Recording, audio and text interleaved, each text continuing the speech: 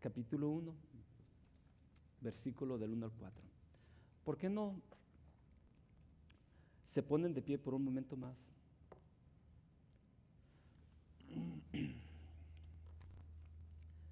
Abren sus Biblias ahí, Primera de Juan.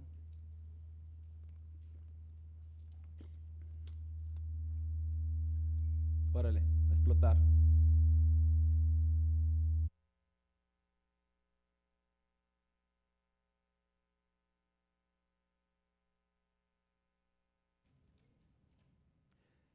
Vamos a hacer esto, mis hermanos. Ya se me quitó el sonido. Vamos a hacer esto. Lo que vamos a hacer va a ser de que yo voy a leer el primer y ustedes repiten lo que yo estoy leyendo, amén. Pero lo repiten en voz alta, mis hermanos, como que como que van a comer tamales el día de hoy. ¿Qué les parece? Amén. Primera de Juan, capítulo 1, del versículo del 1 al 4. Lo que era desde el principio. Ahora ustedes. No. Repita lo mismo que yo estoy leyendo. Amén. Lo que era desde el principio. Lo que hemos oído. Lo que hemos visto con nuestros ojos. Lo que hemos contemplado. Y palparon nuestras manos tocante al verbo de vida. Porque la vida fue manifestada y la hemos visto y testificamos y os anunciamos la vida eterna, la cual estaba con el Padre y se nos manifestó. Lo que hemos visto y oído, eso os anunciamos, para que también vosotros tengáis comunión con nosotros. Y nuestra comunión verdaderamente es con el Padre y con su Hijo Jesucristo. Estas cosas os escribimos para que vuestro gozo sea cumplido. Padre, cumple, Señor, ese gozo en nuestras vidas, Señor. Padre, tú conoces a cada uno de los que estamos aquí. Y Padre, yo no sé, Señor, cómo han llegado mis hermanos, pero tú lo sabes, Señor. Tú estás consciente de eso, Señor. Y tengo la plena seguridad, Señor, de que tú quieres, Señor, que salgamos de aquí, Señor, con nuestro gozo cumplido, Señor. Gracias por tu palabra, Señor. Y tal como decía esa canción, Señor, gracias por esa cruz, Señor. Gracias por perdonarme. Gracias por amarme, Señor. Gracias por rescatarme, Padre. Te alabamos, Señor, y te bendecimos. En el nombre de Cristo Jesús. Amén. Les voy a invitar que tomen asiento. Realmente no debería haber un tema entre nosotros más hermoso del cual platicar que la vida de nuestro Señor Jesucristo.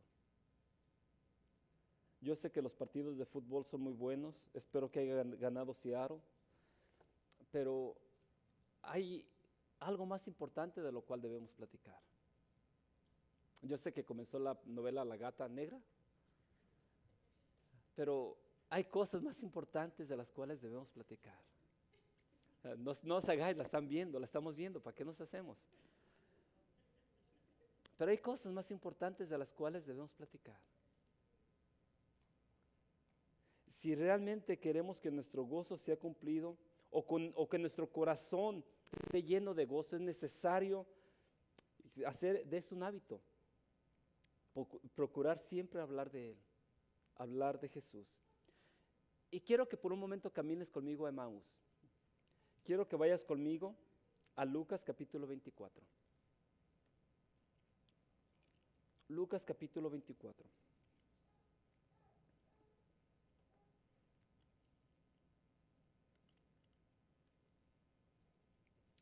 Díganme un fuerte amén cuando lo tengan ya. Lucas 24, del 13 en adelante. Dice la palabra de Dios.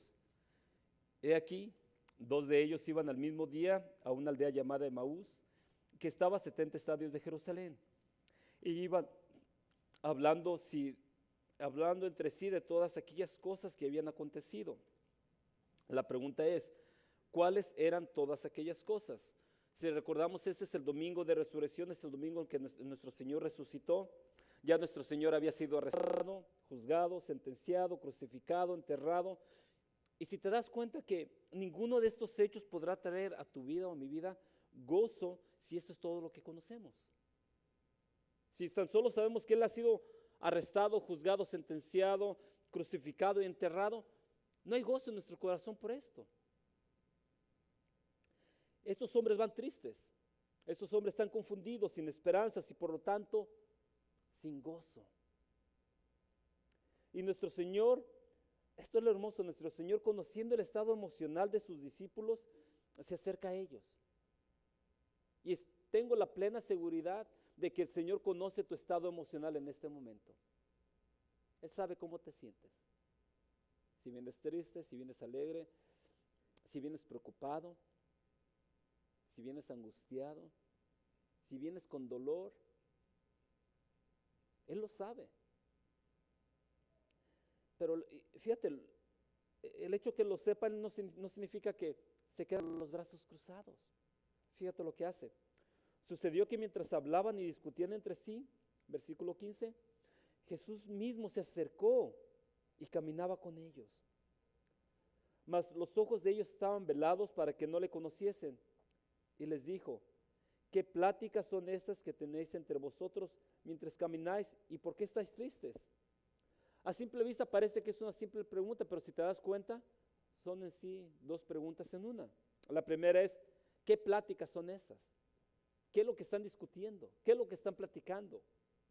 Claro, lo que están platicando nos dice ahí mismo la Escritura, lo que había acontecido hacía unos días. Y les hace la siguiente pregunta. ¿Por qué estás triste? Escucha esto, grábalo en tu corazón. El tema de tus conversaciones determinará el estado de tu corazón. El tema de tus conversaciones determinará el estado de tu corazón. Cuando encuentras a la comadre, ¿de qué le platicas?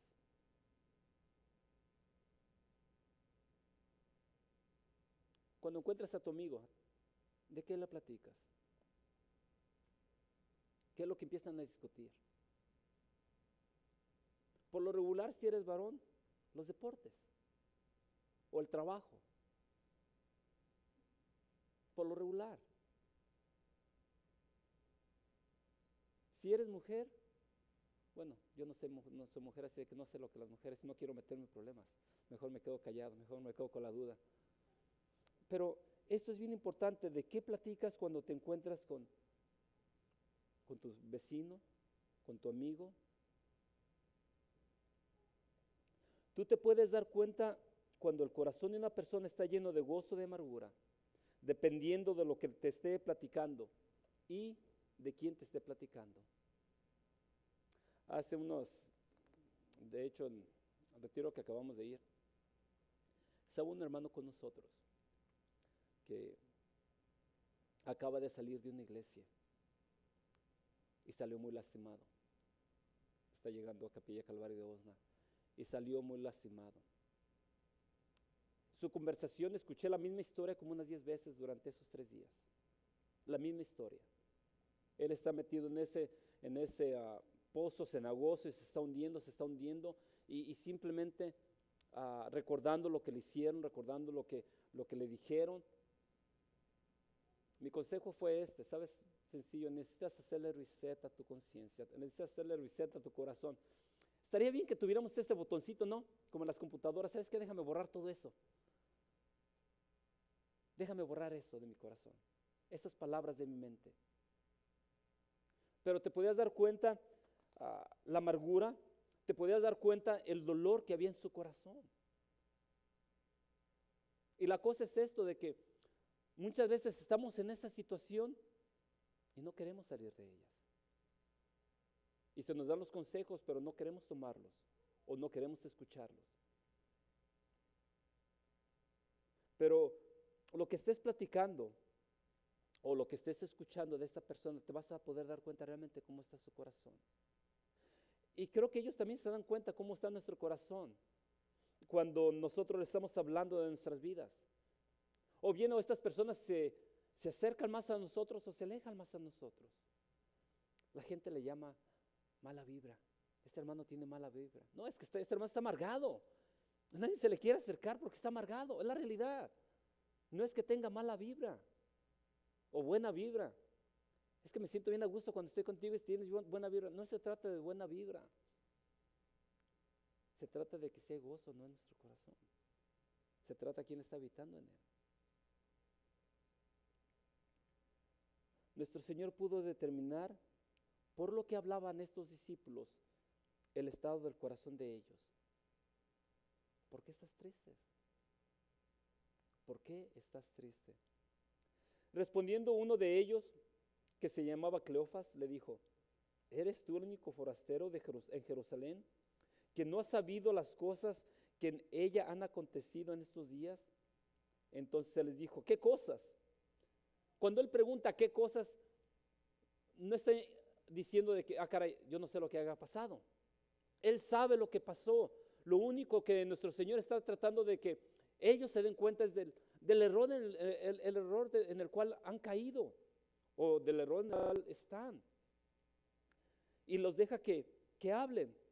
Y ellos le dijeron: de Jesús Nazareno, que fue varón profeta, poderoso en obra y en palabra delante de Dios y de todo el pueblo, y cómo lo entregaron los principales sacerdotes y nuestros gobernantes a sentencia de muerte y le crucificaron.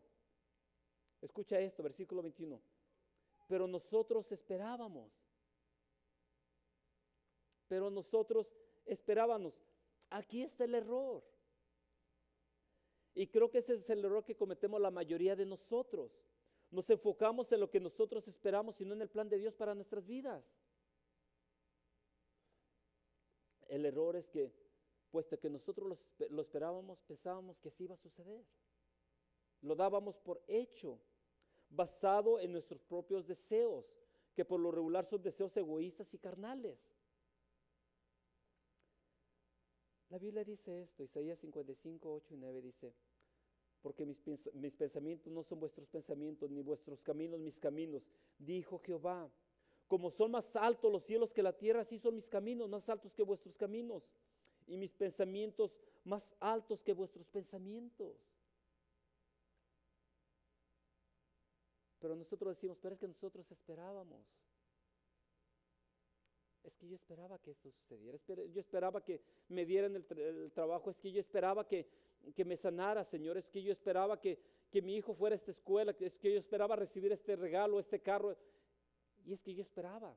Y es verdad, Dios nos está bendiciendo, pero no lo podemos ver porque nosotros estamos enfocados en lo que nosotros esperábamos.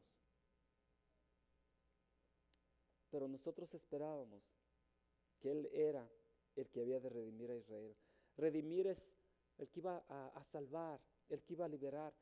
Y si se dan cuenta, es precisamente lo que Jesús hizo, pero no precisamente a la manera como ellos esperaban. No como ellos esperaban. Y ahora, además de todo esto, hoy es ya el tercer día que esto ha acontecido. Aunque también nos han asombrado unas mujeres de entre nosotros, a las que antes del día fueron al sepulcro, y como no hallaron su cuerpo, vinieron diciendo que también habían visto visión de ángeles, quienes dijeron que Él vive.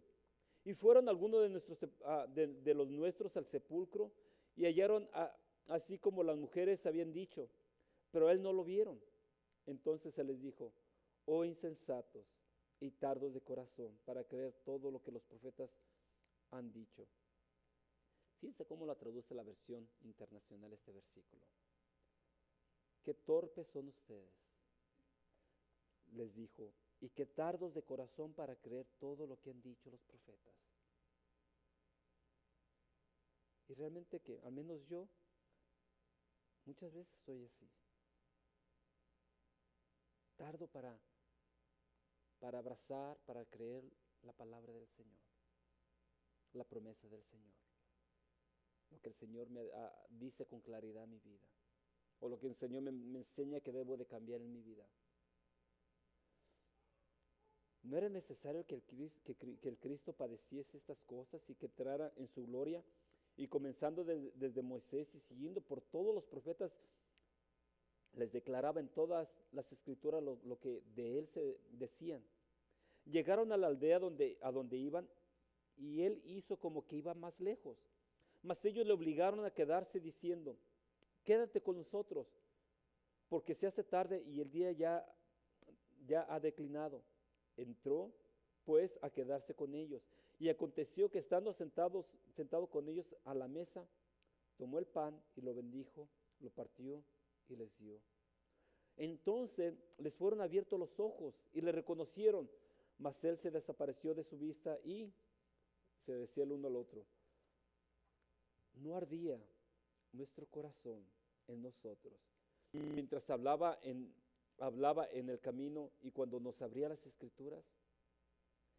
La versión del lenguaje actual la traduce de esta manera: ¿no es verdad que cuando Él nos hablaba en el camino, nos explicaba la Biblia, sentíamos como un fuego que ardía en nuestros corazones? Como un fuego que ardía en nuestros corazones. ¿Sientes tú ese fuego cuando escuchas o lees la palabra de Dios? ¿Sientes tú ese fuego? Si no es fuego, ¿causa algún tipo de emoción o sentimiento cuando escuchas la palabra de Dios? ¿Qué pasa en tu corazón? ¿Qué sucede? ¿Te trae gozo? ¿Te trae alegría? ¿Qué es lo que sucede en tu corazón cuando escuchas la palabra de Dios? Por un momento te voy a invitar que cierres tus ojos, si es que no los tienes ya cerrados. Cierra tus ojos por un momento. Voy a leer un pasaje, Salmo 116. Igualmente, como lo hicimos al principio, yo voy a leer una parte y repítela tú en voz alta. Amo a Jehová. Una vez más quiero escucharlos. Amo a Jehová, pues ha oído mi voz y mis súplicas, porque ha inclinado a su oído. Por tanto le invocaré en todos mis días. Me rodearon ligaduras de muerte. Me encontraron las angustias del Seol. Angustia y dolor había yo hallado. Entonces invoqué el nombre de Jehová diciendo: oh Jehová, libra ahora mi alma. Clemente es Jehová y justo. Sí, misericordioso es nuestro Dios. Jehová guarda a los sencillos. Estaba yo postrado y me salvó. Vuelve, oh alma mía, a tu reposo, porque Jehová te ha hecho bien. Abre los ojos. ¿Te das cuenta lo que te dice la palabra de Dios? Las promesas que hay en estos versículos. El amor, la misericordia de Dios a través de ellos. Mi hermano, eres alguien especial, alguien escogido, alguien apartado, alguien santificado. Por ti se dio la sangre del Hijo de Dios. Fue por ti. Juan, a través de esta carta quiere que nuestro gozo sea completo. De hecho, después de estudiar, espero que se cumpla en nuestras vidas. Podamos ser libres de tantas fábulas que están saliendo y han estado saliendo a través de la historia de la iglesia. Juan el apóstol, aquel que se recostaba en el pecho de Jesús, aquel que escuchó el palpitar de Jesús, quiere que nuestro gozo sea completo. Y si recuerdan lo que se nos dice en el Evangelio que lleva su nombre, el último que se nos dice de él, es de que nuestro Señor Jesucristo, cuando estaba ahí en la playa alrededor de sus discípulos y le invitó a Pedro, le dijo a Pedro que sígueme, nos dice la Escritura que también se levantó Juan. A Juan no le dijo nada a nuestro Señor Jesucristo, no le dijo, ni siquiera se dirigió para nada a él. Pero es que Juan amaba tanto al Señor. Él no necesitaba invitación para acercarse al Señor. Él se acercaba. De hecho, se le conoce como el discípulo amado. No porque él quiera que lo vean más diferente a los demás o como más amado que los demás. No, Jesús amaba a todos por igual. Pero él trata de expresar cómo se sentía. Yo me siento amado por el Señor, así que yo soy el discípulo amado. Y la cosa es que tú puedes decir lo mismo. Yo soy el favorito del Señor. Yo soy el chiqueado del Señor. No le estamos tratando de decir porque tú no lo seas, porque tú también lo eres. Dios te ve con los mismos ojos de amor que Dios me ve a mí, igualmente con el mismo amor te ve a ti.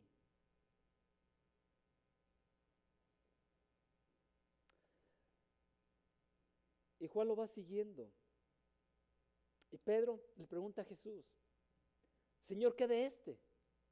Recuerden que ya el Señor le había dicho a Pedro lo que iba a pasar en su vida, cómo iba a morir crucificado. Le dice, ¿y qué de este? Jesús le dice, si quiero que él quede hasta que yo venga aquí a ti, sígueme tú. Este dicho se extendió entonces entre los hermanos, que aquel discípulo no moriría. Pero Jesús no le dijo que no moriría, sino si quiero que él quede hasta que yo venga aquí a ti. Juan 21, del versículo 22 en adelante. Y tal como lo dice Juan, esa era la creencia de los primeros cristianos, de los discípulos del primer siglo, de que Juan no iba a morir. Pero Juan aclara eso. Jesús no dijo que no iba a morir. Para cuando Juan está escribiendo primera de Juan, ya todos los apóstoles habían muerto. Ya todos los apóstoles habían muerto. Pedro, su hermano Andrés, Felipe, Bartolomé, Jacobo, hijo de Alfeo, y Judas Tadeo ya habían sido crucificados. Jacobo, hermano de Juan, había sido decapitado. Tomás y Mateo habían sido atravesados con lanza. Ya todos habían muerto para ese tiempo. Ya para ese tiempo el apóstol Juan había sufrido envenenamiento, lo habían metido a un cazo en aceite hirviendo, a lo cual sobrevivió. Lo habían desterrado a uno de los lugares más inhóspitos, la isla de Pasmos, desde donde escribió el libro de Apocalipsis. Pero Juan sobrevivió el veneno, Juan sobrevivió el aceite y la isla de Pasmos. Y ahora, cuando está escribiendo esta carta primera de Juan, se encuentra en Éfeso y está enfrentando a otro enemigo que se ha infiltrado en la iglesia. Este enemigo enseñaba que Jesús había venido como un espíritu, que no había venido en carne y hueso. Estos enseñaban que cuando Jesús caminaba en la playa, no dejaba huellas. Estos enseñaban que no podía haber venido en la carne porque para ellos la materia era mala y Dios, siendo perfecto, no tenía nada que ver con la materia. Y también enseñaban que para ser salvo no necesitabas poner tu fe en Jesucristo, sino que a través del conocimiento podrías alcanzar la salvación. A esta secta se le llamaba los gnósticos. Gnósticos, que significa igualmente conocimiento. Y se había infiltrado a la iglesia. Ya para el tiempo de Juan ya se enseñaba esto.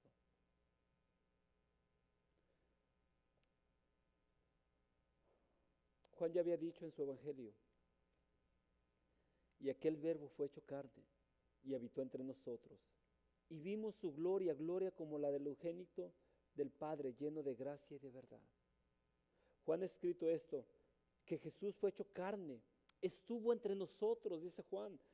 Lo vimos cansarse, lo vimos comer, lo vimos enojarse, lo vimos reír, lo vimos llorar, lo vimos amar, lo vimos sangrar. lo vimos morir, lo vimos resucitado, lo vimos partir el pan, lo vimos ascender al cielo. Todo esto lo vio Juan. Él fue testigo de todo esto.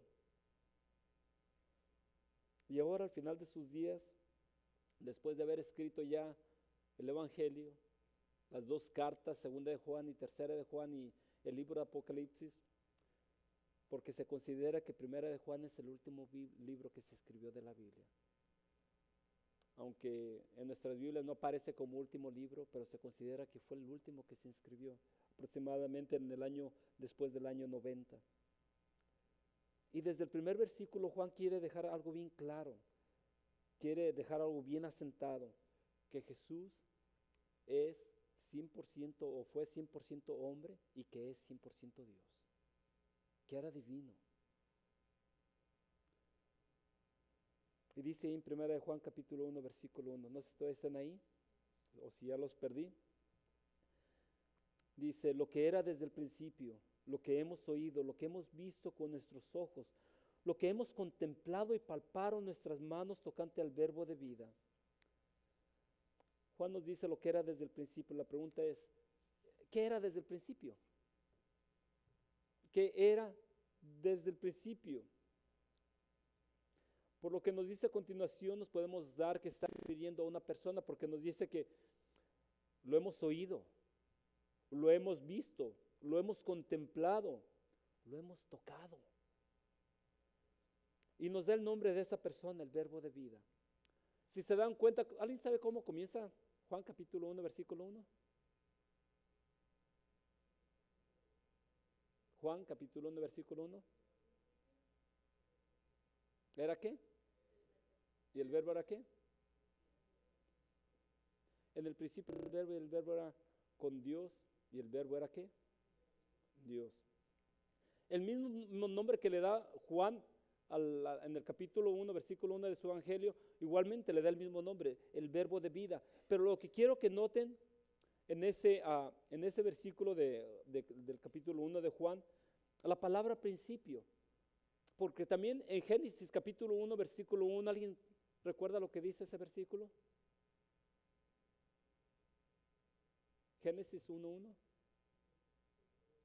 En el principio creó ¿qué?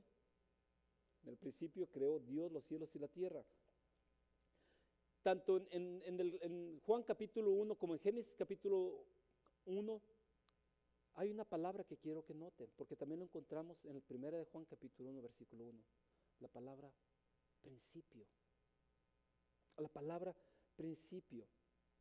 Este principio no es como el que nosotros conocemos como principio, porque lo que nosotros conocemos como principio es como el comienzo de algo, la iniciación de algo. Por ejemplo, decimos el principio de la temporada, o decimos el principio del mes, o el principio de clases, o el principio del partido, o el principio de la novela, o el comienzo de la novela. O sea, usamos esa palabra como el comienzo, como el principio. Pero cuando Juan está, pero tanto Génesis como el escritor de Génesis como Juan no están usando esa palabra en ese sentido. Ellos están tratando de enseñarnos esto. Se están refiriendo al principio como a algo que había antes de todo lo que pudiera haber existido. De un principio, de una eternidad.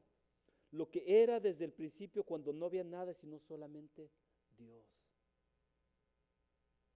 Yo sé, mi hermano, yo sé que eso es algo que para nuestra mente finita es difícil de captar. ¿Cómo es posible de que Dios siempre ha existido?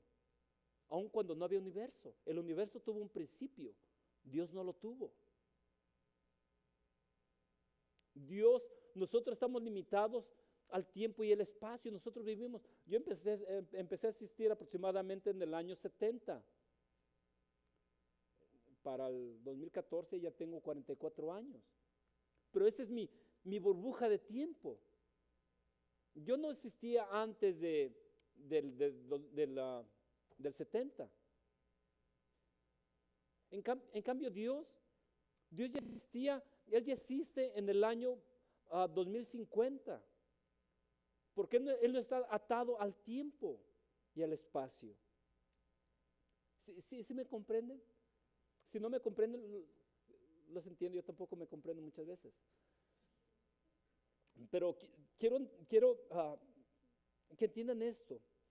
Juan nos está diciendo que el verbo de vida, el que hemos oído, visto, contemplado y tocado, es eterno.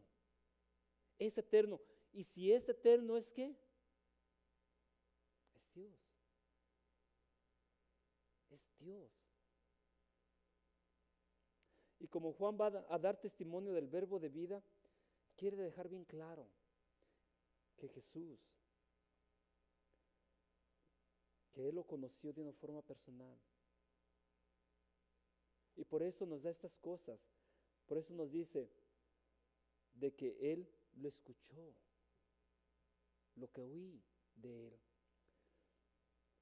Y lo hermoso es esto, de que no está diciendo lo que yo escuché que me dijeron. Porque si te das cuenta, cuando ya hemos escuchado de alguien algo y tratamos de decírselo a alguien más, cambia la historia. ¿Alguna vez jugaste ese juego, el teléfono descompuesto?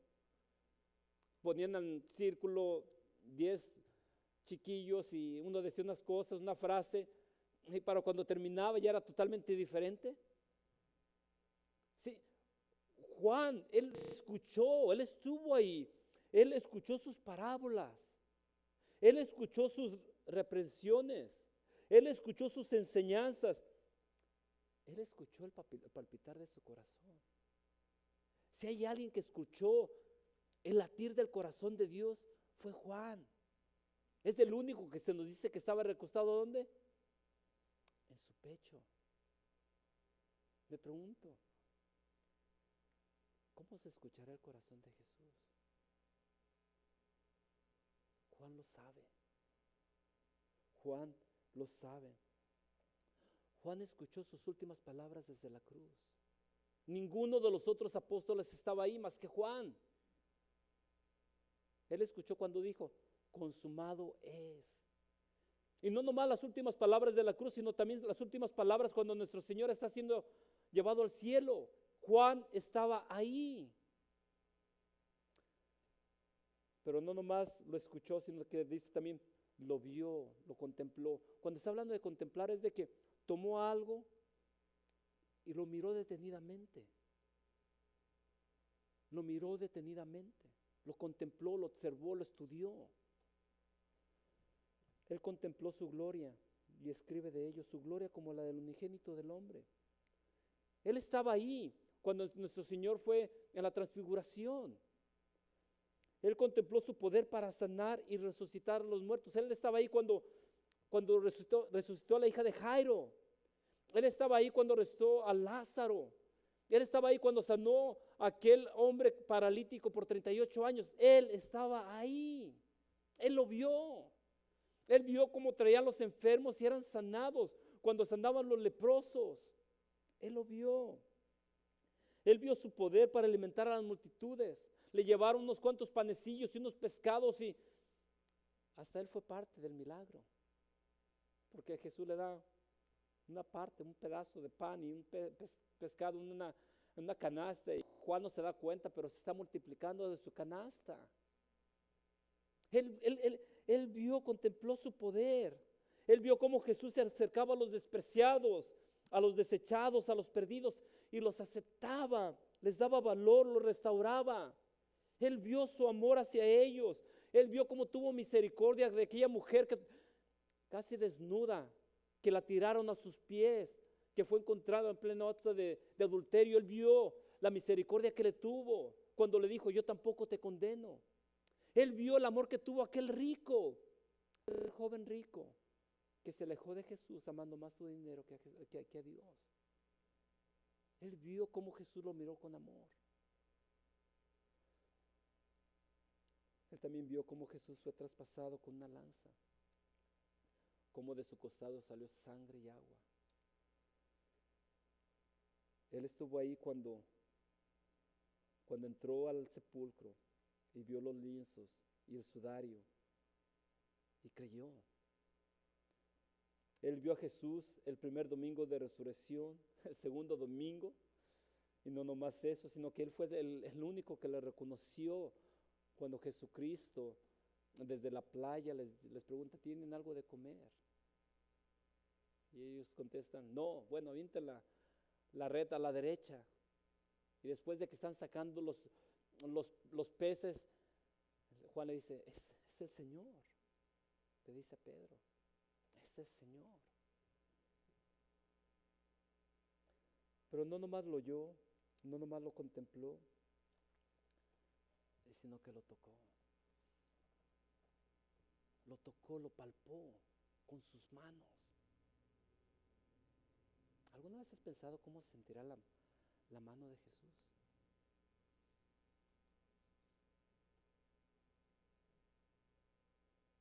Y la cosa es esto, que aún después de su resurrección, en su cuerpo glorificado, ¿recuerdas cuando le dice a Tomás, mete tu dedo aquí? ¿O quieres meter tu mano en mi costado? Lo podían tocar, lo podían abrazar. María se le colgó de los pies. Lo tocaron. Y te das cuenta, Juan está usando plural el verbo, hemos. O sea, no nomás yo. Tal vez en aquel tiempo todavía había discípulos, ya no los apóstoles, sino discípulos que igualmente habían estado en el tiempo que Juan había andado con Jesús y que lo han visto. Juan les dice, él no era un fantasma como enseñaba a los gnósticos, o una ilusión o una visión. Él era Jesús. Él era Jesús. Versículo 2. Porque la vida fue manifestada y la hemos visto y testificamos y os anunciamos la vida eterna, la cual estaba con el Padre y se nos manifestó. Lo que hemos visto y oído, eso os anunciamos para que también vosotros tengáis comunión con nosotros, y nuestra comunión verdaderamente es con el Padre y con su Hijo Jesucristo. Debe de llamarnos la atención que primero Juan nos habla de la comunión entre nosotros, los creyentes, y después de la comunión con el Padre y con Jesús. La palabra comunión en el original, la palabra koinonía, que literalmente significa tener todo en común. Pero no nomás se trata o se refiere en tener en común las cosas materiales. De hecho, esta palabra, y tenían todas las cosas en común, lo dicen en el libro de los Hechos, refiriéndose a los primeros creyentes. Es precisamente esa palabra, es donde se usa también esa palabra, koinonía. Pero no nomás se refiere a lo material, sino también a lo que creemos. ¿Crees que la Biblia es la palabra infalible de Dios? Sin error. ¿Crees en el nacimiento virginal de Jesús? ¿Crees que Jesús es Dios igual al Padre? ¿Crees que Jesús murió por tus pecados? ¿Crees que Jesús resucitó? ¿Crees que la salvación es por fe y no por obras? ¿Crees en el Espíritu Santo? Estas son algunas de las creencias de la fe cristiana, de los esenciales de la fe cristiana que debemos de creer para poder tener comunión. De lo contrario, no podemos tener comunión. Algunos, y tal vez lo han escuchado ustedes, algunos preguntan, ¿por qué hay tantas religiones, tantas iglesias? ¿Por qué no se pueden unir y formar una sola? ¿Lo han escuchado eso? ¿Por qué no formamos una sola iglesia? ¿Por qué tantas religiones? ¿Has visto un bumper en los automóviles que dice coexistir y que está formado con símbolos religiosos? Sí, está la C como la luna de los musulmanes, está la estrella de los judíos, al último está la T de los cristianos, y están diferentes símbolos religiosos, y están tratando de motivar coexistir, que podemos unirnos, que podemos tener comunión los unos con los otros. Déjame hacerte unas preguntas. ¿Hay algo en común entre los hindúes y los cristianos? ¿Hay algo en común entre ellos y nosotros? ¿En lo que ellos creen? ¿Qué tal los musulmanes y los cristianos? Tal vez lo que tenemos en común es de que ellos creen en Abraham, pero ellos no creen que de Isaac viene la descendencia, sino que de Ismael. Pero igualmente, ellos no creen que Jesucristo es el Hijo de Dios, sino un simple profeta. ¿Qué tal esta más fácil? ¿Qué tal los testigos de Jehová y los cristianos? Los testigos de Jehová, ¿qué es lo que creen?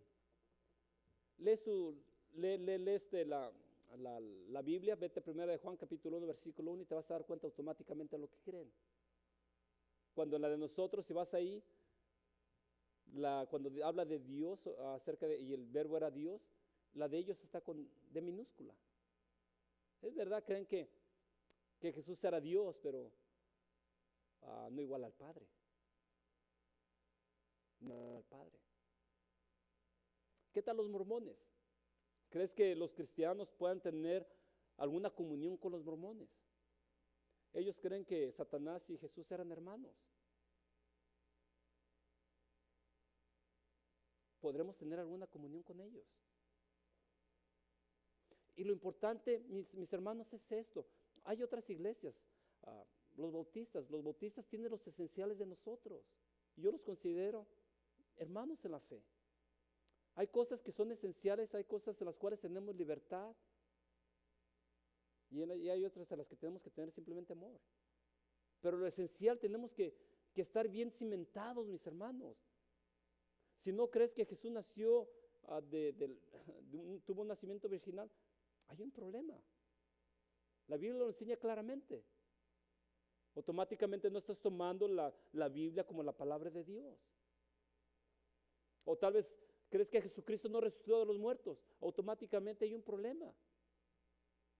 Por eso es tan importante y por eso Juan pone primeramente la necesidad de tener estas creencias. Por eso él dice, yo les estoy hablando, les estoy testificando de lo que oí, no de lo que me contaron, de lo que yo oí, de lo que yo vi, de lo que yo estudié, de lo que yo contemplé, de lo que yo toqué. Yo estaba ahí. Por eso, si creemos esto, podemos tener comunión con nosotros, dice.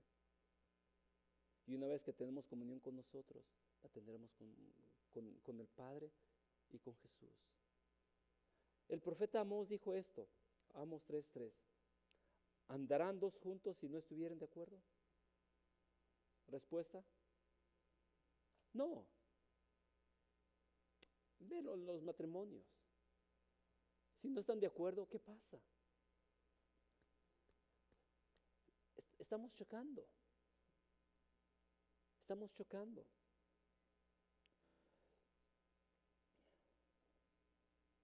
Pero cuando hemos creído en lo que la palabra de Dios nos enseña, vamos a tener comunión.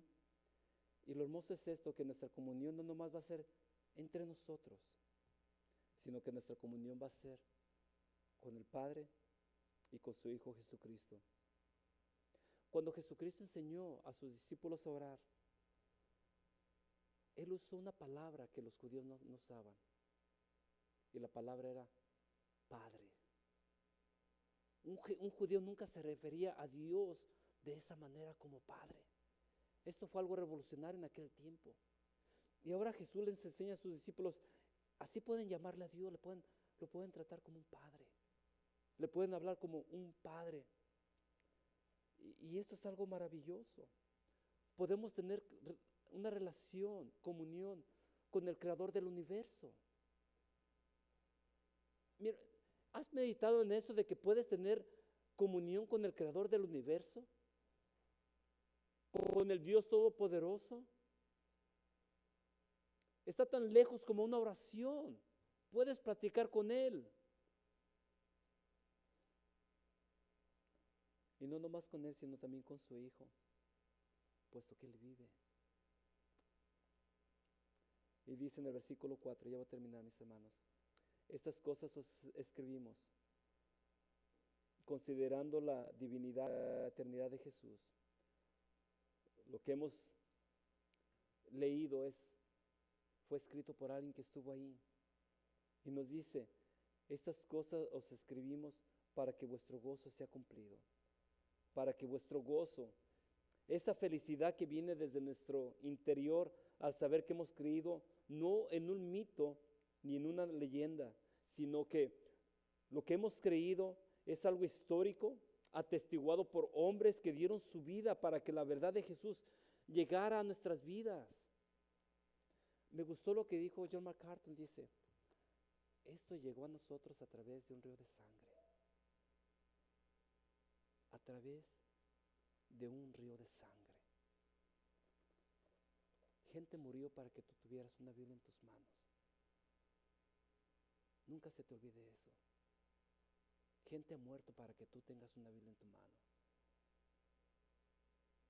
No para que la tengas deteniendo otros libros o abajo arriba de los biles, pensando de que poniéndola arriba de los biles se van a pagar los biles, sino para que la abras, medites en ella, la leas, para que arda tu corazón al estarla leyendo.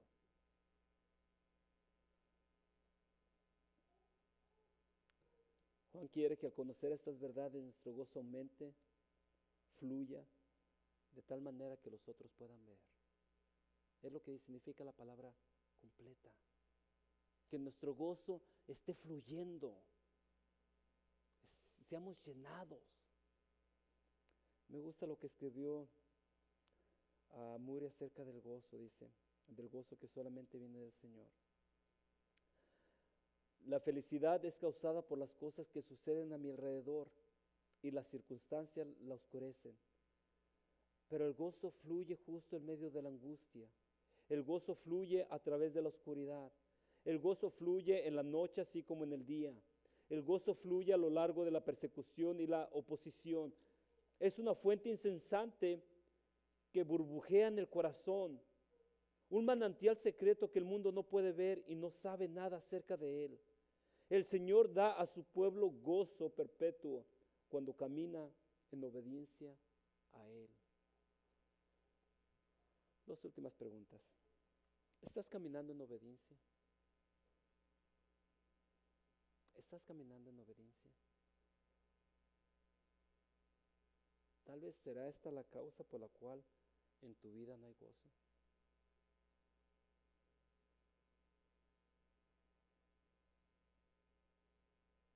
Tal vez esa es la causa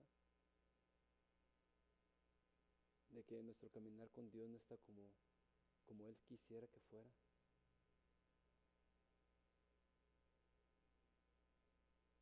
La semana pasada estuve enseñando y la realidad es de que en mi corazón había gozo. Como todas las parejas, a veces tenemos nuestras diferencias con mi esposa. Y pedí ayuda. Sé que tengo que hacer cosas diferentes. Sé que tengo que cambiar. Sé que tengo que cambiar por el bien de mi relación con mi esposa, por el bien de mi relación con mis hijos. Sé que tengo que cambiar. Porque cuando estoy en desobediencia, lo único que estoy pensando son los problemas, en cómo tratar de cambiar la situación.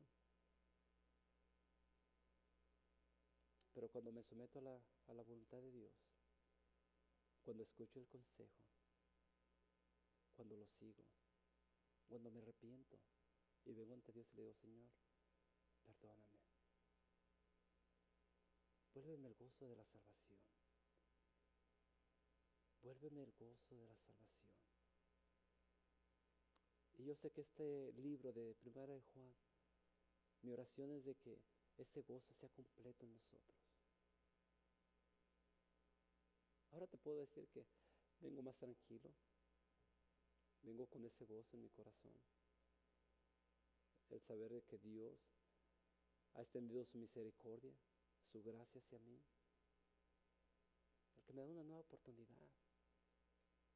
Y la realidad es de que igualmente te la da a ti. No salgas igual. No salgas igual. Dedica un tiempo después del servicio, simplemente platica con Dios. Y tal vez dile, Señor,